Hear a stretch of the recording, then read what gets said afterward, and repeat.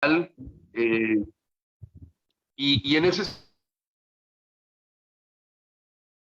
con ustedes se vuelve muy relevante porque ustedes nos llevan años en esta lucha y una pregunta que nos viene a todos a la mente es ¿qué sucedió? ¿Por qué habiendo tumbado a Evo Morales no tuvieron el seguro de futuro y presente de Bolivia y pierden con la llegada de Luis Arce pues el logro que ya habían tenido? No tengo dudas de que el presidente mexicano tuvo mucho que ver desde el momento que le manda un avión a Evo Morales, lo salva de la situación, que termina yéndose a Argentina, y eso hace que el señor al replegarse se fortalezca y bueno, por la parte mexicana, claro que nos da pena que eso haya ocurrido, pero pues nada como escucharte a ti, Fernando, de qué podemos aprender de esta sección de la llegada de Luis Arce y que nosotros, si llegásemos a quitar a López, qué cosas hay que cuidar. Me encantó la introducción y me encantan las preguntas, Gilberto, muy apropiadas y hay que reconocer un elemento concreto. Los monstruos no nacen, se hacen. Andrés Manuel López Obrador no nace en la presidencia de México y tampoco nace ahí su relación con el castrochavismo ni con Evo Morales. Les voy a dar algunos elementos que seguramente va a hacer que se sacuda un poco las sillas de sus seguidores. Para el fraude de Evo Morales, el 2019 se contrata una empresa denominada Captura Consulting. 24 ciudadanos mexicanos vienen a Bolivia para colaborar con la manipulación informática de los servidores alternos montados precisamente para llevar a una victoria rápida y expedita al dictador. Ese es uno de los pequeños ejemplos. Hugo Chávez. Hugo Chávez entra a la presidencia el año 98, gana el 98, es posesionado en el 99, inmediatamente hace su constituyente. Pero Hugo Chávez, el monstruo, nace el año 92, en el intento de golpe de Estado fallido que le cuesta un año de cárcel, donde establece relaciones con el ala comunista venezolana y obviamente una conexión directa con Fidel Castro. La primera acción de Hugo Chávez Frías al salir de la cárcel es visitar a Fidel, 7 años antes de ser electo presidente, y construyen juntos con la primera dictadura del continente ese monstruo que nos tomó a todos por desprevenido.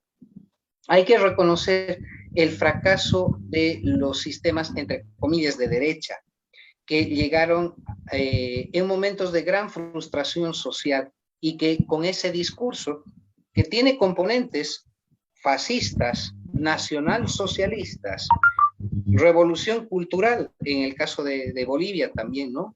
Al estilo de la revolución cultural china, que han sido implementadas precisamente para deformar el Estado, para generar odios, establecer un enemigo interno y uno externo, confrontar a la sociedad y polarizar, ¿no? Y en esa polarización saber cómo dirigir el discurso para ese caudal de masa que puede ser manejada por los sentimientos más bajos, la ira, la frustración, la enemistad.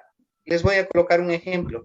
Argentina, el movimiento progre, denominado feminista argentino, no reconoce los principios del feminismo como tal, reconoce la doctrina de supremacía y del derecho absoluto, y además un componente, el odio y el repudio hacia el hombre como ser de la naturaleza. Les estoy colocando simplemente un ejemplo sin entrar en la filosofía del feminismo como tal, ¿no? Pero este es un discurso político altamente polarizante y ahí entra un nuevo fenómeno, ¿no? Que es a la consigna de odio sumarle el componente de clase, ¿no? El heteropatriarcado del blanco, del hombre y finalmente de derecha. Entonces, ¿qué le quedó? El concepto absurdo, porque nadie entiende lo que es peronismo, hoy en la Argentina, porque unos lo dibujan para la izquierda, otros para el centro, otros la supremacía del Estado y otros por debajo las garantías y libertades que estos sectores piden para sí. Entonces, fenómenos similares sucedieron en Bolivia, ¿no? Una alta polarización precisamente por la victimización de la clase indígena. Los derechos constituidos en Bolivia para la clase indígena fueron garantizados desde la revolución del año 52. Sin embargo, la presencia de Evo Morales como jugador político, como cacalero y supuestamente representando una clase mal llamada humilde, desprotegida, marginada, y que además después él amplía como el sector campesino del ala de David Choquehuanca, el campesino originario. Entonces empieza una segmentación que nos lleva a una constituyente que además divide a Bolivia en 36 naciones indígenas, pero no reconoce al mestizo. Este año estamos a punto de ir a un censo poblacional donde no voy a poder identificarme más que con una casilla que diga otro, cuando no pueda clasificarme en una de las 36 naciones indígenas reconocidas por la Constitución bañada en sangre de Evo Morales. Esos son los pequeños instrumentos que a veces tardan décadas en consolidarse, que uno tenga visibilidad de cuál es la intención de la instrumentación. Pero fundamentos, la desinstitucionalización de los poderes, el sometimiento político, lo vivimos por años en Bolivia, y la deformación del concepto de Estado, ¿no? Mis libertades confundidas con otras libertades y libertinajes que corresponden a privilegio. Cuando yo entiendo que puedo estar mejor en la balanza, normalmente el mejor lado de la balanza es con quien detenta el poder. Entonces se aseguran de que el Estado sea el proveedor de bienestar para su instrumento político. ¿Cuál es la tendencia regional? Todo dentro del sistema, nada fuera del sistema. Y ojalá fuera el sistema democrático o fuera el sistema país. No, es el sistema del partido, del caudillo y del líder. Y sin eso ninguno de nosotros puede tener o aspirar a derechos. Esa es la principal intención. Ahora, respecto al movimiento, y esa es mi conclusión, perdón que me he extendido, me parece fenomenal que existe ese concepto en México. Nosotros lo llamamos activismo, porque es el ciudadano indignado de a pie que toma un rol político, que no tiene una representación partidaria, que no responde a intereses que no sean causas. Entonces, lo que ustedes denominan colectivo, nosotros lo tenemos consolidado en Bolivia como resistencias, plataformas basadas en el principio del activismo, ¿no? El ser por una sociedad mejor. Perfecto. Me voy a dar la oportunidad ahorita de presentar al compañero Héctor Alatriste, que se acaba de incorporar a la reunión. Y bueno, y comentar que principalmente estamos aquí, compañeros de la Comisión de Vinculación Internacional, que se creó en Frena para poder tener este acercamiento, ¿no? Ingeniero, no sé si tenga algún planteamiento o pregunta. No, que continúe Fernando a la pregunta, que creo que este preámbulo que nos ha hecho es muy, muy importante. Ajá. De toda esta filosofía política que está detrás. Hemos sido seguidores, Fernando, de Carlos Sánchez Berzaín, que también mete pues un ingrediente muy importante, que es el crimen organizado. Entonces me gustaría oír esa parte de la óptica de parte tuya, pero sí esta respuesta de preventivamente, ¿qué crees que ocurrió a la hora que entra Yanín? Se vuelve a salir de control el asunto con esta participación mexicana que tú nos mencionas, y cómo se previene. Y también me gustaría agregar, para que te sigas de largo si es posible, que retomes lo que antes estábamos planteando, nos estabas comentando antes de que nos incorporáramos todos a la reunión. Entonces, adelante, estimado Fernando. Perfecto. Partiendo por cómo es que el MAS vuelve al poder. Lo dijo Carlos Sánchez Berzaín en su momento cuando Yanine Áñez estaba en ejercicio de la presidencia transitoria. Se fue el dictador, pero no la dictadura. precisamente porque el acuerdo de pacificación del país vino por un aparato criminal, hay que reconocerlo de esa forma, que nos amenazó a todos y está probado de que la intención era de que Evo Morales retorne por las buenas o por las malas. Como principio, evidentemente la señora Áñez cambió la paz por el sometimiento. El juicio político que ella merece lo dará la historia y muchos otros elementos, pero con el debido proceso, lo que no tiene el día de hoy, ni los elementos en debida ley para ser juzgada. Lo propio pasó con el sistema electoral. Si bien el 2019 el fraude fue evidente, el 2020 Luis Arce gana las elecciones con fraude. Una de mis plataformas, Transparencia Bolivia, preparó un informe de 618 páginas con, en una primera instancia, más de 3.600 pruebas de vulneración al sistema electoral, actas electorales fraguadas, actas aprobadas fuera de la norma electoral boliviana, que fueron deliberadamente computadas. Y más adelante sumamos otra muestra mucho más grande de 7.000 actas digitales que fueron ingresadas 6 días después de concluido el cómputo. Todo eso fue informado al Estado boliviano. Al presidente, Luis Arce, me cuesta mucho decirle presidente, al Procurador General del Estado, al Fiscal General del Estado, al Contralor de la República, al Ministro de Gobierno, al Ministro de Justicia, al Viceministerio de Justicia Plural. Y obviamente no fue tomado en cuenta precisamente por esos intereses. Le cursamos 5 demandas penales al Tribunal Supremo Electoral, el órgano supremo, poder independiente en la Constitución boliviana, que administra las elecciones, sin haber podido prosperar por la manipulación de la justicia, ni siquiera la apertura de una investigación.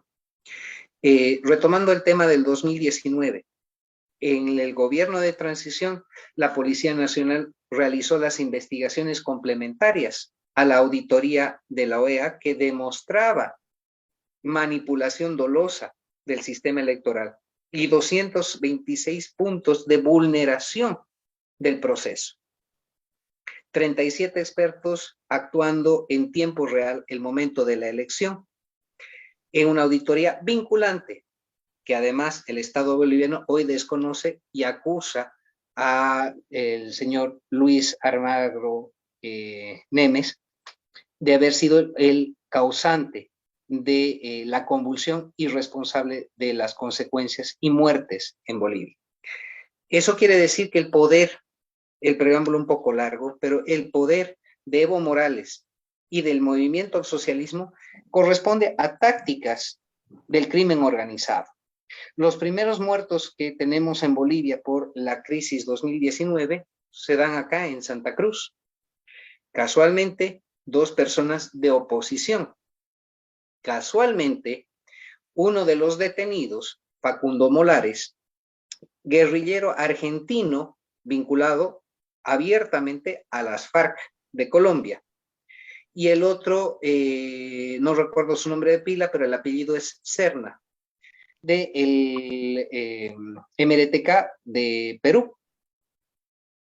Ambos con prontuario, ambos terroristas, ambos armados y ambos en una escena donde en enfrentamiento 2 civiles pierden la vida. No se puede negar la vinculación de Bolivia con el crimen organizado transnacional, no solamente por los hechos del 2019. Bolivia es gran productor de coca y evidentemente ahora está en el circuito de la producción de cocaína. Y eso lo hemos confirmado en los operativos de Colombia, donde cae el hermano del inspector general de la Policía Nacional, Omar Rojas Echeverría, que es denominado el Pablo Escobar boliviano. A partir de esa implicación, la DEA acusa y solicita al gobierno boliviano que le entregue, por esas declaraciones y confesión de Omar Rojas Echeverría, le entregue a Maximiliano Dávila, coronel, director nacional de la Fuerza Especial de Lucha contra el Narcotráfico, la máxima autoridad de lucha contra el narcotráfico. En 2 días de haber sido publicado el informe de la DEA, el Ministerio de Gobierno establece una demanda, una orden de captura, o sea, una demanda, una investigación y una orden de captura para una imputación por enriquecimiento ilícito. Entonces tenemos un narcotraficante en las fuerzas policiales que está vinculado simplemente al lavado de dinero y guarda detención preventiva. Lo más extraño es que ese proceso no avanza y tenemos la certeza de que no avanzará porque además, punto a resaltar, son como 5 escándalos que la policía boliviana tiene vinculados a narcotráfico, al robo de vehículos en Chile, que son traídos por oficiales de la Policía Nacional a territorios del Chapare, donde son vendidos sin documentos a 1/3 o 20% de su valor comercial en Bolivia. Cuando son implicados policías en estos casos, no son demandados precisamente por el caso que se denuncia. Son demandados por enriquecimiento ilícito y son investigaciones que jamás prosperan. Ejemplo, existe el sector de producción de hoja de coca para consumo tradicional en los valles de La Paz. La Paz, si bien está vinculada y conocida mundialmente por la cordillera, pero tiene valles profundos, donde el cultivo de coca para consumo tradicional es producida. El gobierno boliviano, el gobierno de Evo Morales, intentó modificar la ley 1008, que es referente a los cultivos de coca, la declaración de los territorios y volúmenes de producción de hoja para consumo tradicional, obviamente la parte legal y penal de su manejo y las sanciones por microtráfico, tráfico y crimen organizado transnacional vinculado a la producción de cocaína. El gobierno intentó modificar esta ley y está aprobada la ley 960 en reemplazo de esta, ampliando los territorios del cultivo de hoja de coca tradicional a las zonas rojas de producción excedentaria y que además la Asociación de Productores de Hoja de Coca, ADEPCOCA, tenían que firmar para que Naciones Unidas reconozca la validez de esos territorios y obviamente la ley entra en vigencia. Plan Evo Morales, a ampliar las fronteras de producción de hoja de coca para producir más cocaína. Hay que decirlo ahora de frente. ¿Qué es lo que origina esto? Que entre los instrumentos del movimiento al socialismo, crear paralelos, desconocer representación sectorial legítima para someter. Y en este caso sí hubo un enfrentamiento masivo entre la policía y cocaleros de los yungas bolivianos, que derivó en la toma de la sede de los cocaleros y además el intento de posesión de un nuevo directorio. ¿Por qué voy con una historia tan larga alrededor de esto? Me imagino que el término gelatina, los postres de gelatina son familiares en México.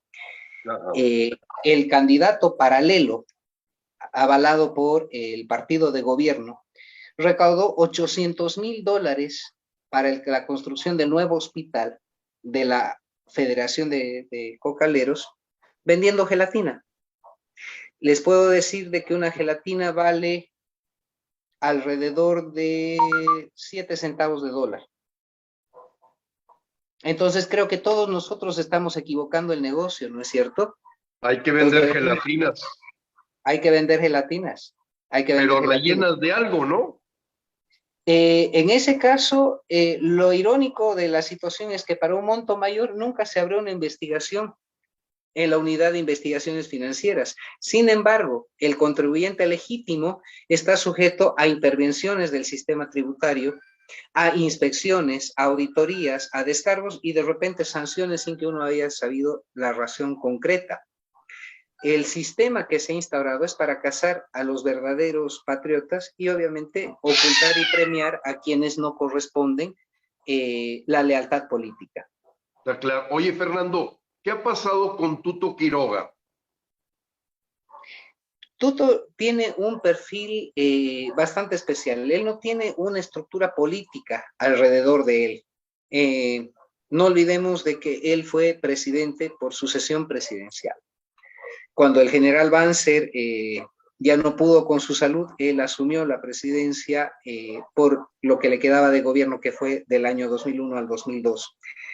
Una persona muy hábil en sus relaciones internacionales, que ese fue su poder y caudal de acción política, pongámoslo en términos concretos. Muy buen trabajo alrededor de la democracia latinoamericana, muy buen trabajo alrededor de la actividad y la defensa de la legítima Venezuela, pero en términos políticos en Bolivia es el candidato ausente que aparece para las elecciones. Y ese fue un precio que pagó el año 2020, ¿no? Sacando proyectado menos de un 3% que le iba a costar una sigla y tuvo que renunciar precisamente por la falta de aceptación. Y yo se lo atribuyo a que él no haya tenido una estructura política que haya podido ser coherente y continua en el tiempo. La mejor propuesta a nivel técnico, porque también soy ingeniero, la mejor propuesta económica venía de su parte, pero la afinidad con la sociedad, precisamente por ese padre ausente que aparece en el último minuto, no le ganó los afectos del voto. Fernando, ¿qué apoyos internacionales en medio de la debacle que han vivido y la claridad de estas denuncias, investigaciones de todo el fraude electoral que ha vivido Bolivia, en dónde ha operado el apoyo de la OEA o de la Comisión Internacional de Derechos Humanos o la Comisión Interamericana de Derechos Humanos? O sea, los tribunales internacionales, ¿hasta dónde ustedes han solicitado apoyo y en qué ha quedado? Los bolivianos aprendimos tarde esa lección y creo que México está muy a tiempo para poder tomar una acción preventiva. La justicia internacional, si uno la analiza con detenimiento, es tremendamente lenta. Es como ver moverse galaxias y proyectamos que van a checar en millones de años. El elemento probatorio, la especulación y las posiciones políticas polarizantes proveen a la comunidad internacional de cautela. Y sobre todo de cálculo político, también hay que reconocerlo, basado en intereses. En este escenario prefiero hablar con la cruda y dura verdad. La CIDH no se ha portado bien con la situación en Bolivia porque ha tomado la palabra del Estado boliviano como la máxima verdad cuando ha sido un gobierno de izquierda y con la máxima severidad cuando no han sido los amigos de la comparsa. Lo propio sucede con Michelle Bachelet. Michelle Bachelet, hagamos simplemente memoria, ¿no? Su visita a la dañada Venezuela pre-pandemia, cuando teníamos la primera etapa de Juan Guaidó, que no pudo contener las lágrimas, y yo siempre trato de ser franco en ese sentido, esas lágrimas de no poder ocultar ni cubrir a su compañero de izquierda, Nicolás Maduro, por una realidad que era evidente, que eran venezolanos muriendo de hambre por falta de salud, por falta de condiciones, agua potable, combustible. Esos son los fenómenos que tenemos en la comunidad internacional, pero no exime, y es ahí donde viene la esperanza. El registro de las denuncias es una obligación. Cuando empezamos a trabajar nosotros con la denuncia internacional a partir de Global Human Rights, nos dimos cuenta de que los registros ante ACNUR de solicitudes de asilo por parte de Bolivia sobrepasaban las 7,600, de las cuales menos del 1% fueron aprobadas por el Estado americano. Estoy hablando de los 17, casi 18 años del movimiento al socialismo en el poder. Ajá. Pero resulta que más del 70% de esas solicitudes fueran solicitadas a partir de la crisis de 2019 y por gente vinculada al movimiento al socialismo. Los afines a la izquierda boliviana pretendiendo asilo en Estados Unidos. Esto tiene dos lecturas. Una, evidentemente, que el aparato económico y jurídico del movimiento al socialismo es grande, que le permite esas gestiones. y que por el otro lado los bolivianos no sabemos denunciar al mundo. Ese fue uno de los principios por los que Global Human Rights nació.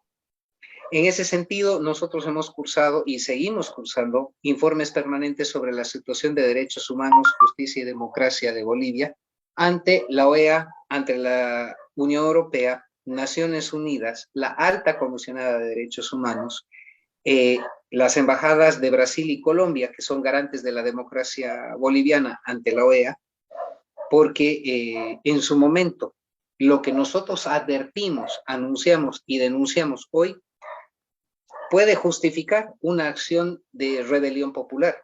Muy posible que la tengamos en corto o mediano plazo, en el sentido de la crisis económica, política y social a la que nos está llevando el movimiento al socialismo. Y si la comunidad internacional no tiene esos informes, no van a tener un contrapeso que pueda decir, bueno, Bolivia era el país de las maravillas, y de repente de un día para otro unos cuantos locos salieron a tomar el poder. Es la legitimidad de esa acción. Algunos ejemplos concretos sobre lo que es la justicia internacional.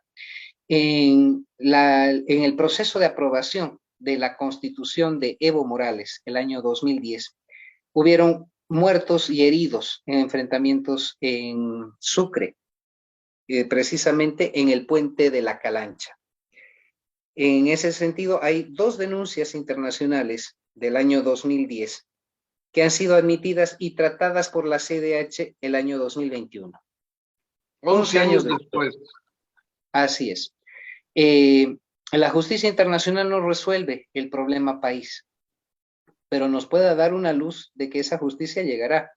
Ejemplo concreto, Nicolás Maduro está cercado en Venezuela porque en algún momento, después de 7 años, fue admitida su demanda ante los tribunales de la Corte Penal Internacional en La Haya. 7 años de tortura para muchos venezolanos y evidentemente no tiene todos los casos. Pero si llegamos al año 8, al año 9, Nicolás Maduro tendrá los días contados. Esa es la esperanza que le podemos dar en las batallas de largo plazo a estas democracias por recuperar. Fernando, hace unos momentos decías de 2 lecturas. Nos diste una de ellas de la capacidad que tiene el sistema o el movimiento socialista para estar enviando esas solicitudes de inmunidad o de refugiados. Pero ¿cuál es la segunda intención que tienen si ellos son los promotores de la dictadura? O sea, ¿es para llenar huecos y que la gente que verdaderamente pida aislamiento las reciba en forma tardía? ¿Cuál es la segunda lectura? Quisiera entenderte. Muy bonita la pregunta y voy a ser un poco payaso para responderla. Es jurarse en sano, como se dice en Bolivia. Y el ejemplo más grosero, voy a ser mucho más grosero, es el violador que grita violación mientras está atacando. Claro. Ese es el otro concepto del movimiento al socialismo. Evo Morales dijo, hay un complot de desestabilización. Estoy anunciando un magnicidio.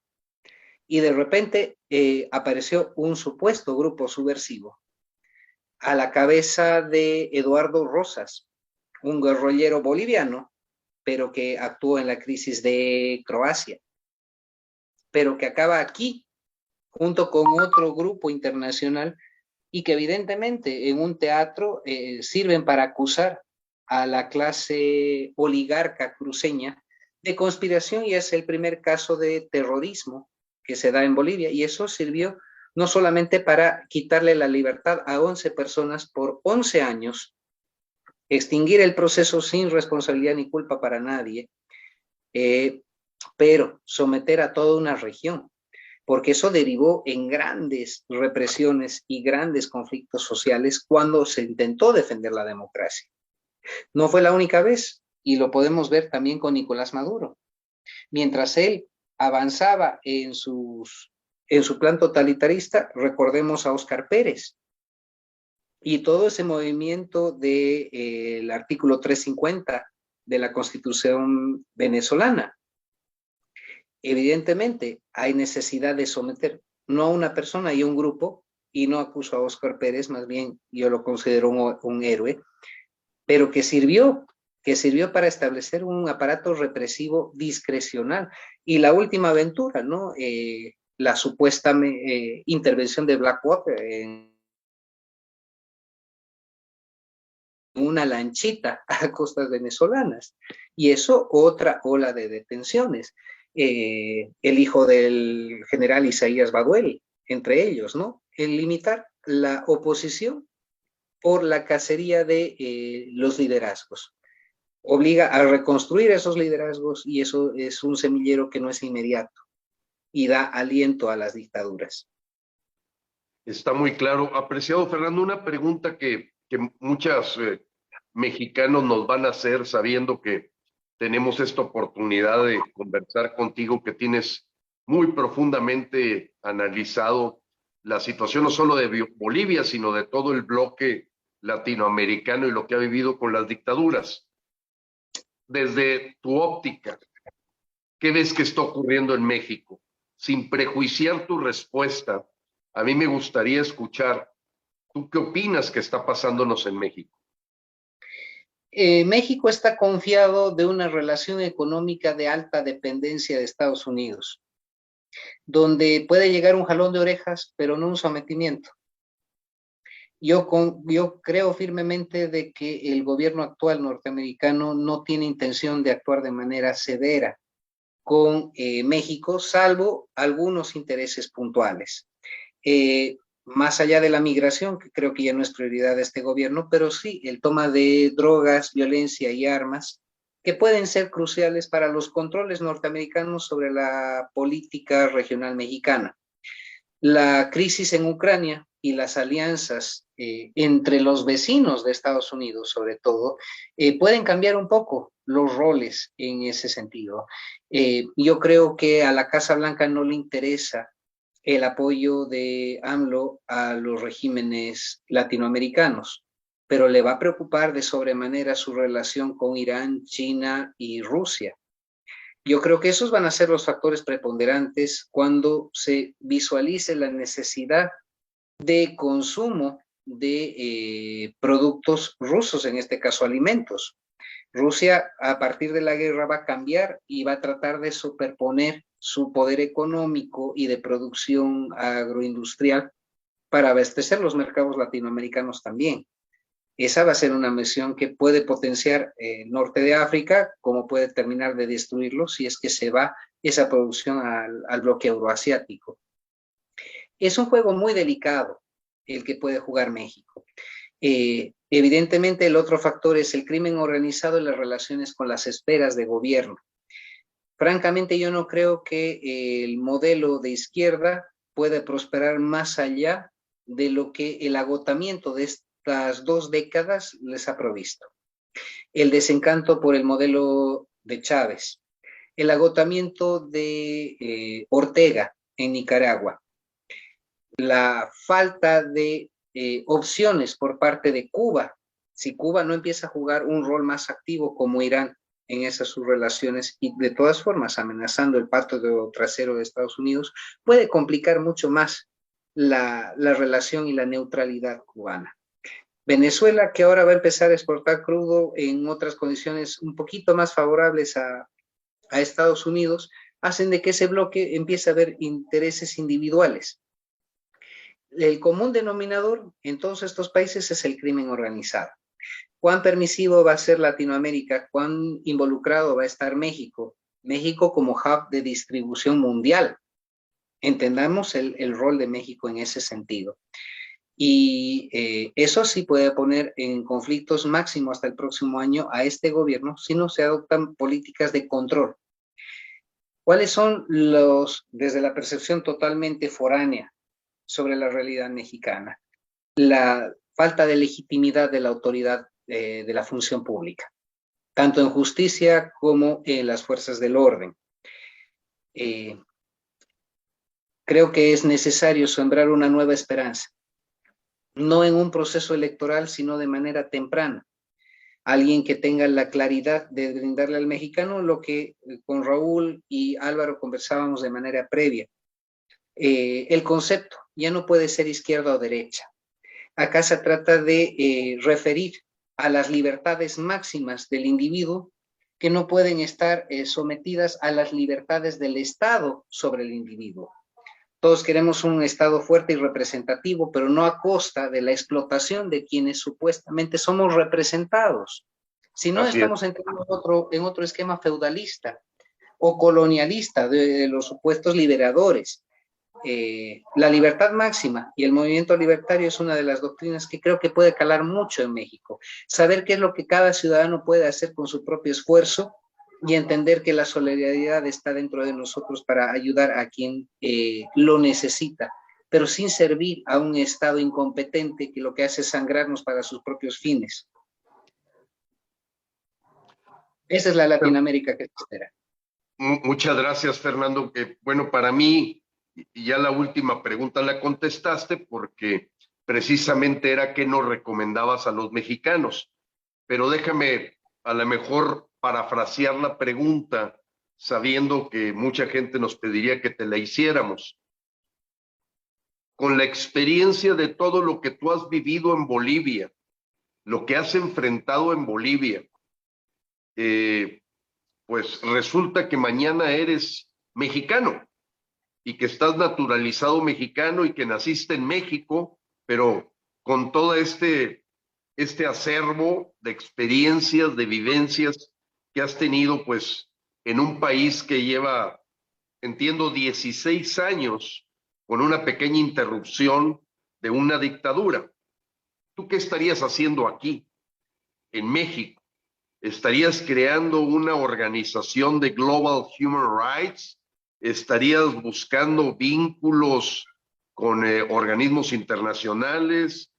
¿Estarías concientizando a los ciudadanos de lo que puede ocurrir si dejamos que esto siga avanzando? En concreto, las tres cosas que tú harías siendo mexicano. Trabajaría todas al mismo tiempo. Esta es una tarea que es multidimensional.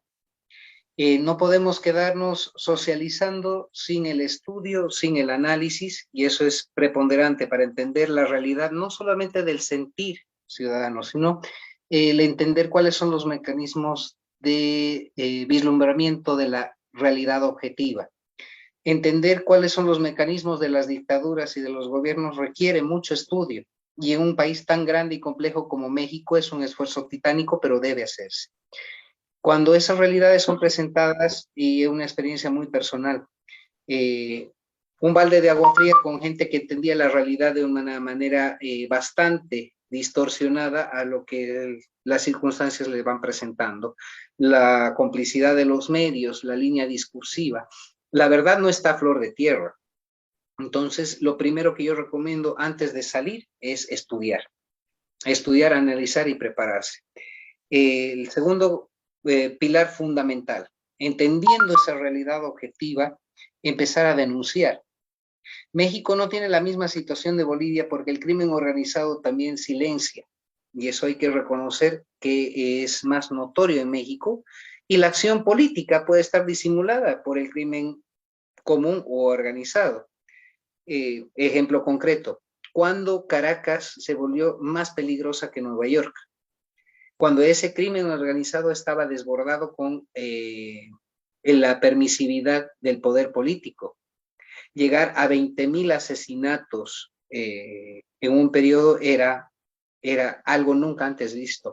Y esto ha representado para Venezuela el nacimiento del colectivo, y el colectivo al servicio del poder. ¿Cuándo nos dimos cuenta? De manera personal estoy hablando entre los años 2007 y 2010. Hasta entender de que esas eran las razones y que detrás de ese crimen no era la pobreza, no era la falta de Estado, era la complicidad y el servicio del Estado. Muy delicado, y ese es un tema precisamente por lo que se tiene que tratar de manera multidimensional. Establecer los escudos necesarios para tener legitimidad en la denuncia de la verdad. cosas que nosotros hemos hecho para poder hablar con ciertas libertades en Bolivia y muchas veces bastante más osados que el común denominador, perderle el miedo a la persecución, pero sin ser ingenuo. La inocencia en este juego es un pecado capital. ¿Y eso qué quiere decir? Establecer una red de alianzas lo suficientemente sólida que representa no solo seguridad jurídica, sino seguridad individual. Parecería una utopía, pero debe haber un mecanismo a estudiar en México que sea aplicable, donde no tengamos un mal policía que nos esté dando por atrás o un falso ladrón que nos esté asesinando o una amenaza familiar, que por cierto, acá las tenemos todo el tiempo, pero hemos aprendido a perderle el respeto al maleante, como decimos acá. Es muy necesario. Y en este caso, yo les digo sinceramente, el colectivo boliviano no nació de manera espontánea. Esto ha sido la gestación de la indignación popular y de la rebeldía. Son dos sentimientos que tienen que cultivarse al mismo tiempo y el detonante principal está cuando la gente decide levantarse del sillón para tomar una acción activa. Ese tiene que ser el objetivo. Y la acción activa, ojo, no lo estoy diciendo de manera violenta, pero que me obligue a salir, que me obligue a manifestarme, a respaldar una idea que tenga coherencia. Ojalá no con el destino de Luis Donaldo Colosio, una persona que yo consideré muy brillante a nivel técnico y profesional, pero muy inocente a nivel político. Que nos sirva de ejemplo para no andar el mismo camino que la triste historia nos plantea. Así es, Fernando, no se trata de tener mártires ni héroes, sino saber caminar correctamente. Fernando, yo por mi parte, y estoy compañeros, agradecerte mucho la apertura, la generosidad con la que nos has estado alimentando estas ideas y resolviendo dudas, y estoy seguro que podría ser la primera de, si nos permites, una segunda ocasión que podamos estar con Eva y contigo también en contacto. Muchas gracias, Fernando. Encantado, las puertas abiertas. Ojo, una nota, para ser parte de Global Human Rights no necesitan ser una organización enorme. Tenemos un representante en Argentina y es un genio. La voluntad de trabajar en el activismo, entender los 30 derechos fundamentales de cada ser humano, es basta y suficiente para que podamos hacer un trabajo coordinado. Muchas gracias, Fernando. Bueno, pues por nuestra parte, como mexicanos, no tengo duda de que Raúl Pérez, pues puede ser nuestro vínculo con esta organización, porque él va a ser muy diligente en que nos llegue esta información y estar totalmente toda la organización en contacto, sin necesidad de que todos te abrumemos y que sea Raúl la persona que sea el puente de México con ustedes. Encantado a cargarme México en la espalda, así que nadie molesta. Por favor, encantado. Gracias, Fernando. Saludos a todos. Gracias, Raúl, por haber organizado esta convocatoria. Saludos, Dios los bendiga. Gracias, Gilberto. Agradecido yo.